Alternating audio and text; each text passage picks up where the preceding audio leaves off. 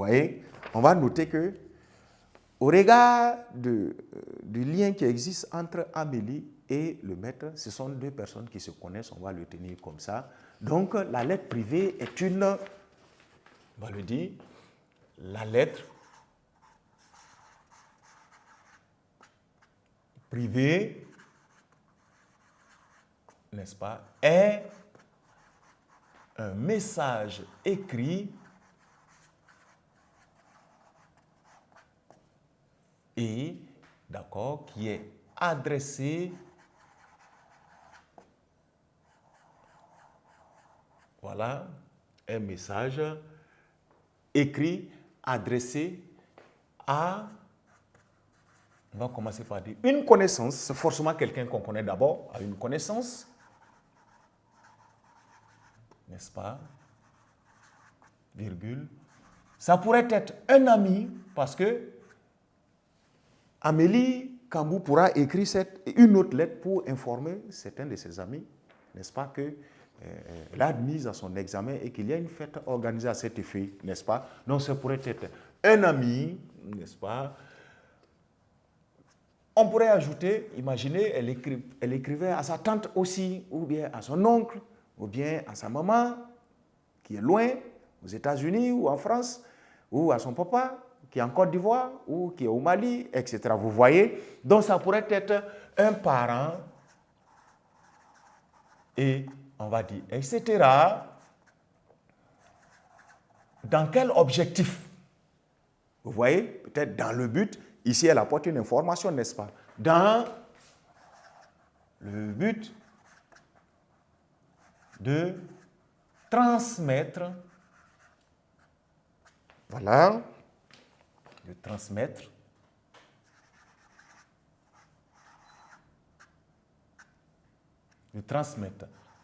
une nouvelle, une information, c'est la même chose, une information, n'est-ce pas? Et quand on transmet une information, quand on transmet une nouvelle, on pourrait être heureux d'en recevoir. Si le maître répond à Amélie, elle serait très heureuse, par exemple. Voilà, elle a écrit une lettre au maître et le maître a répondu pour dire, eh bien, je suis bien heureux de te lire, Amélie, et je suis content que tu sois admise brillamment et j'apprécie ton souvenir de nos bons moments, etc. Vous voyez, Amélie peut être heureuse de recevoir une lettre de son maître aussi qui va lui donner ses nouvelles. Ben moi, je vais bien, je passe bien les vacances et je te souhaite aussi de passer, etc. Donc, on pourrait compléter la définition en disant, si c'est dans le but de transmettre une nouvelle, une information, c'est peut-être dans le but d'en recevoir aussi, n'est-ce pas? Et on va dire, ou d'en recevoir.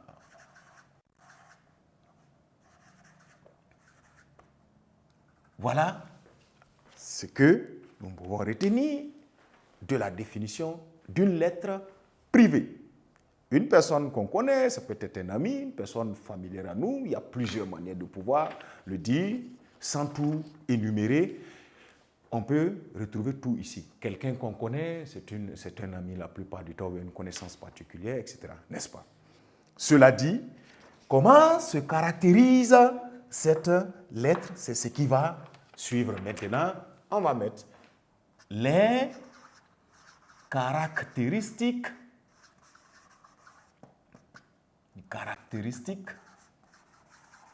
de la lettre, on va dire privée. Voilà, les caractéristiques de la lettre privée. Et ensemble, nous allons, le texte est là, donc nous allons, n'est-ce pas, pouvoir progressivement détecter, en fonction de ce qu'on a écouté, ce que contient la lettre, dégager la structure d'une lettre privée, de sorte à pouvoir en écrire aussi ou produire nos propres lettres à l'adresse d'un ami aussi une fois, ou parfois un parent, ou d'accord, n'est-ce pas, une connaissance comme ça.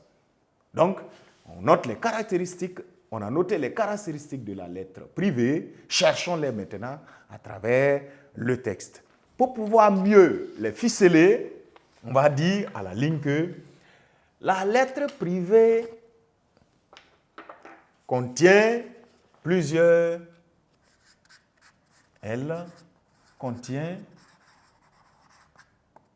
d'accord, plusieurs éléments.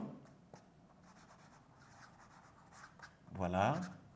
Et nous allons mettre 2 points pour commencer à énumérer ces éléments qu'elle comporte ou qu'elle contient, la lettre privée. Et vous allez vous rendre compte que, d'accord, la production de la lettre privée commence nécessairement par un certain nombre d'éléments. Contient plusieurs éléments.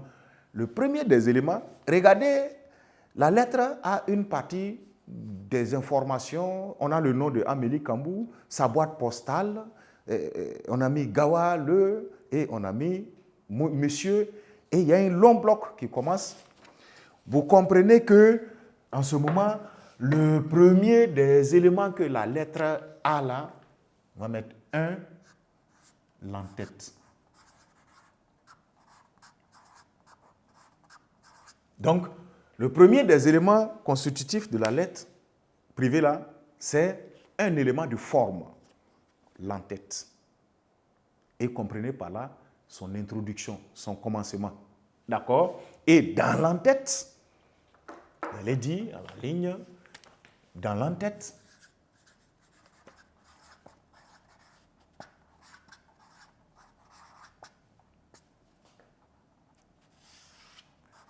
il y a des éléments d'ordre informationnel.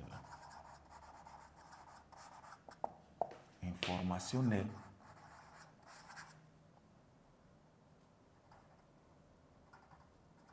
Voilà.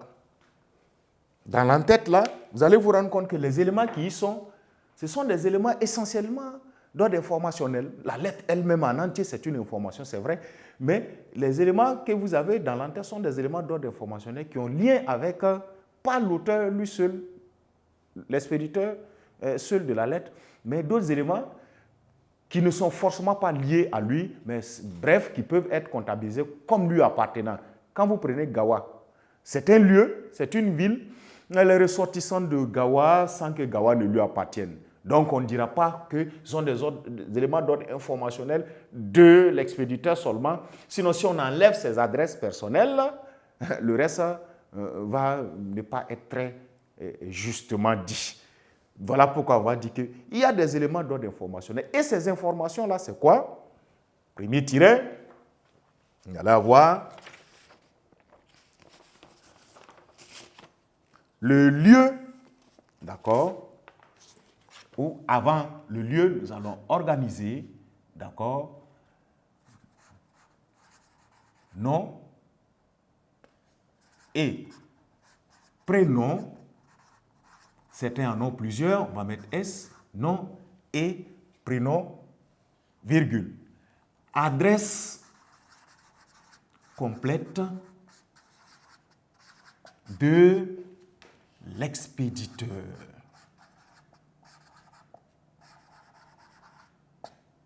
Voilà. Nous avons le nom, le prénom ou les prénoms, l'adresse complète de l'expéditeur et dans notre lettre, c'est ce qui va correspondre à Amélie Kambou. BP 57 Gawa.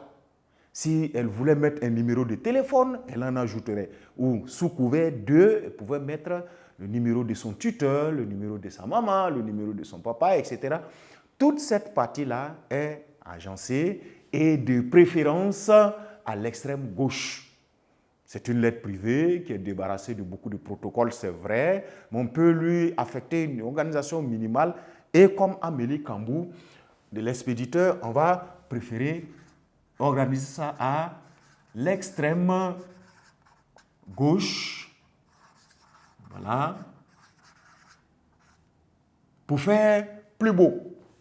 Donc, à l'extrême gauche, on a les adresses de celui qui envoie l'adresse complète de celui qui envoie la lettre. Et l'adresse complète comporte son nom, son prénom, ses prénoms, son adresse, numéro de téléphone, s'il y a une boîte postale, si, voilà, le sous-couvert d'un tuteur, on peut mettre le numéro du tuteur, etc. Donc, vous voyez, vous avez ces premiers éléments d'information, à la suite desquels, en deuxième tiret, on va avoir l'information particulière qui est le lieu et la date de production de la lettre. On va dire d'écriture de la lettre, de production de la lettre. D'accord? C'était où il faut qu'on puisse savoir, sinon si la lettre tombe dans un ensemble de lots de lettres comme ça, pêle-mêle, on ne peut plus savoir d'où ça vient. Vous voyez? Vous pouvez avoir des expéditeurs qui ont des noms sans être dans les mêmes endroits. Mais c'était quand? Pour qu'on puisse savoir, voilà, c'est à telle date, c'est à tel jour, la lettre a été écrite. Est-ce que ce qui est dedans, l'information est déjà passée ou bien il y a urgence à récupérer l'information très rapidement? Il faut forcément, n'est-ce pas, ces deux informations-là, n'est-ce pas, qui vont constituer l'entête. D'accord? Et c'est la lettre privée. On va par la suite maintenant aller vers l'autre étape. Il y a un mot tel que monsieur, virgule. On pourrait mettre cher monsieur, d'accord? Si c'était une tante, on pourrait dire tanti, virgule. Ou bien chère tante, cher oncle, d'accord? Vous voyez que cette partie-là, n'est-ce pas, elle est un peu décalée du reste de la lettre, n'est-ce pas, de l'entête. On hésite parfois, est-ce qu'il faut compter ça comme élément de l'entête ou bien est-ce qu'il faut considérer ça comme partie autonome ou bien est-ce qu'il faut rejeter ça dans la suite de la lettre? Vous allez adopter un fait, on va le rendre autonome parce que sa position ne permet pas de dire qu'il fait partie de l'entête. Sa position ne permet pas non plus de dire que c'est le corps de la lettre. Voilà pourquoi en deux, ce que nous allons faire, c'est d'intercaler ce qui va arriver tout de suite entre l'entête et le reste de la lettre. En ce moment, il va avoir une position intermédiaire, médiane, qui montre qu'il est seul aussi dans sa partie. C'est ce qui s'appelle la formule d'appel.